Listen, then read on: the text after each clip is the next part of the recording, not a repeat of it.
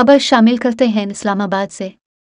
साबिक वजीर ख़जाना मिफ्ता इस्माइल का कहना है कि IMF मुआहदे का क्रेडिट शहबाज शरीफ को जाता है। शहबाज शरीफ ने ही IMF प्रोग्राम के लिए अमेरिका से बात की। मीडिया रिपोर्ट्स के मुताबिक मिफ्ता इस्माइल ने मजीद कहा कि हुकूमती काम करने का तरीक़ाकार इतना फरसूदा है कि कोई काम नहीं कर सकते। IMF प्रोग्राम की वजह से पाकिस्तान डिफ़ॉल्ट से बच गया। IMF के प्रोग्राम में 3 हुकूमतें आएंगी। मौजूदा हुकूमत, निगरां और नई हुकूमत प्रोग्राम पर अमल करेगी। IMF प्रोग्राम के तहत गैस और बिजली की कीमतें मजीद बढ़ना होंगी। अब गलती की कोई गुंजाइश नहीं है, गलती की तो खमियाजा भुगतना पड़ेगा। IMF के साथ जो मुआहदा तय हुआ इस पर कारबंद रहना होगा।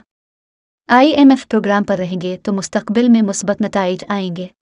मिफ्ता इस्माइल ने मजीद कहा कि मुआहदे के मुताबिक बिजली और गैस की कीमतों में इजाफा करना होगा।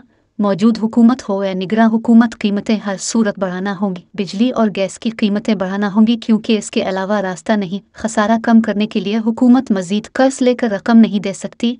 खसारा कम करने के लिए कीमतें बढ़ाने के अलावा दूसरा रास्ता नहीं है। क़ब्ल अज़ीज़ साबिक वज़ीर ख़जाना मिफ्ता इस्माइल ने कहा कि दरामदात पर पाबंदी से मकामी सनतों को नुकसान हो रहा है, बेरोज़गारी बढ़ रही है। $4 अरब के तरसीलात ज़रा भी जाते तो भी इंटरनेशनल मॉनेटरी फ़ंड IMF ज़रूरी था। डिफ़ॉल्ट का रिस्क कम हुआ है तो स्टॉक एक्सचेंज बेहतर हुआ। $3 अरब कर्ज के मसले में करप्शन का मामला नहीं, ये अमीर तरीन लोगों को सब्सिडी देने का एक तरीका था।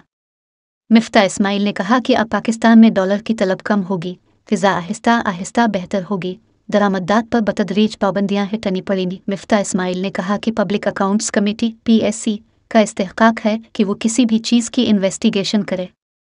साबिक वज़ीर ख़जाना ने यह भी कहा कि स्टेट बैंक बराह रास्त कर्ज नहीं देता, बैंकों को पैसे देता है।